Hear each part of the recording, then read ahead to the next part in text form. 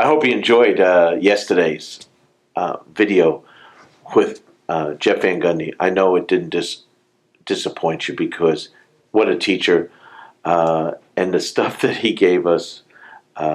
He's just an amazing coach. And again, ever get a chance to listen to him, you have to. But I think you'll really enjoy his two presentations that he did here. Today, totally different. Lawrence Frank, full professor, coaching you live. He's done our Las Vegas event. We were able to convince Lawrence to come to the University of Maryland to participate in this event, even though he had Summer League opportunities the week before in the Orlando Summer League coaching the Pistons. The thing that Lawrence is, he is a long-time coach. He is a tactician. He's a strategist. He's been an assistant coach. He's worked on player development, every facet of the game. His philosophy of basketball is totally complete. His mentors are Bob Knight, Bill Parcells, Belichick, those kind of people. He is so disciplined in his thought approach. Kevin's idea with Lawrence was one that I think all coaches are interested in. How do I get a job? What do I do? What do I say?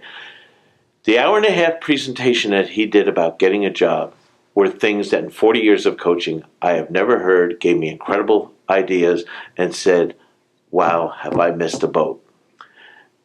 Also, it's about getting the right job. I think when you listen to his DVD on how to get a job, how to prepare yourself for the interview, and what needs to be answered for you to get the most perfect fit job, you will shake your head in agreement with me that this was well worth the time and investment that you had. So I want you to really enjoy our friend Lawrence Frank, where now Lawrence is going to how to thoroughly prepare for the job interview, questions you need answers for.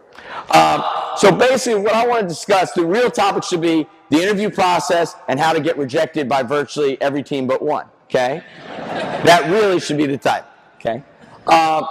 So what I've done is basically put together all the different questions that were asked of me and tried to break it down in 7 different categories to make sense of it.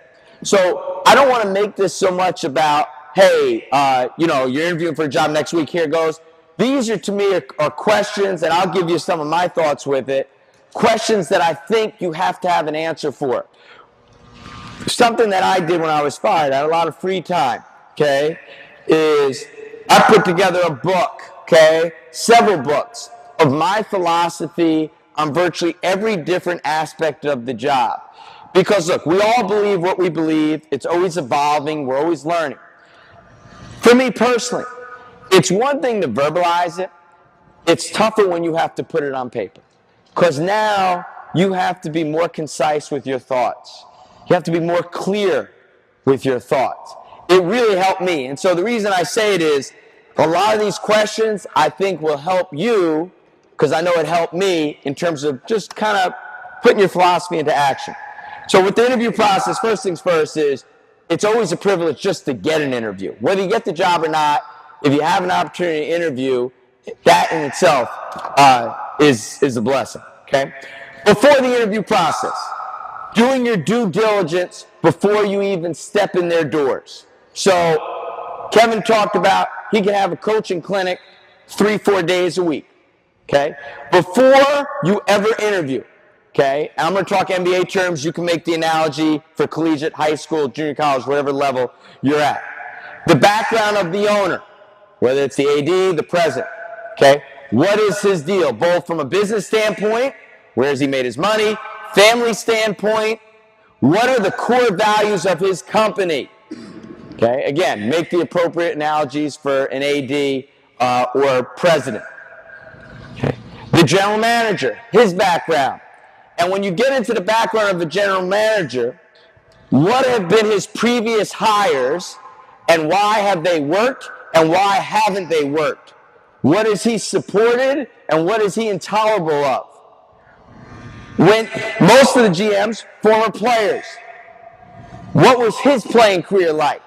What coach did he like playing for? Which coach could he not stand playing for?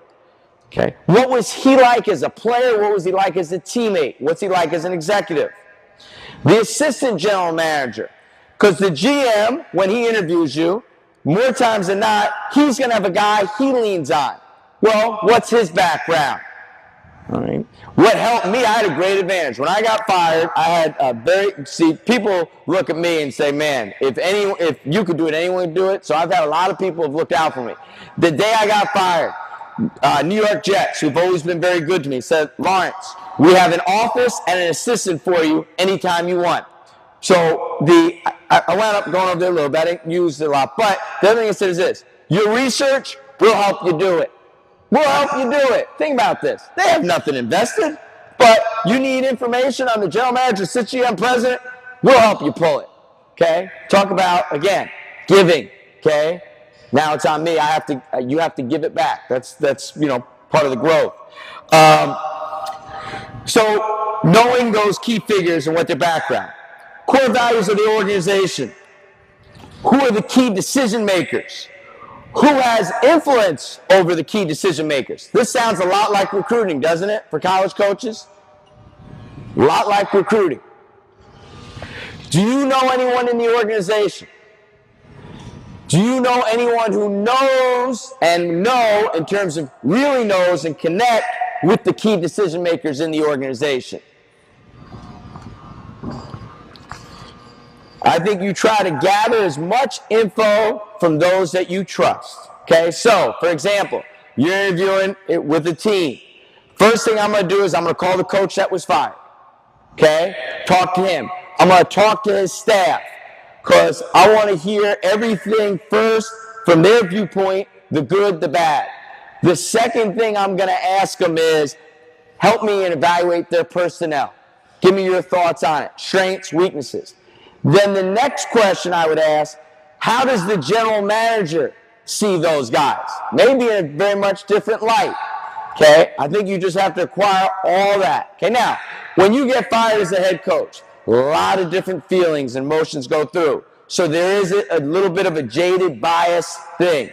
So you're also going to go on the other side. Do you know anyone in that organization?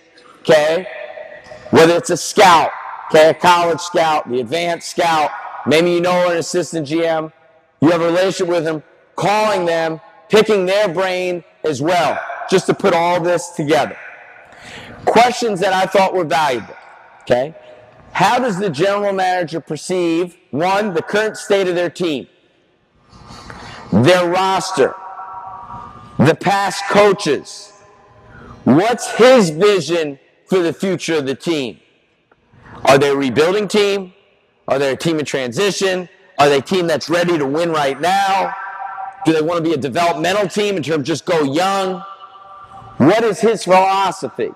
Okay, are they a team on the rise, a team on the decline? Regardless of what you think, I want to know what the general manager, what his perception is before you even step in the door.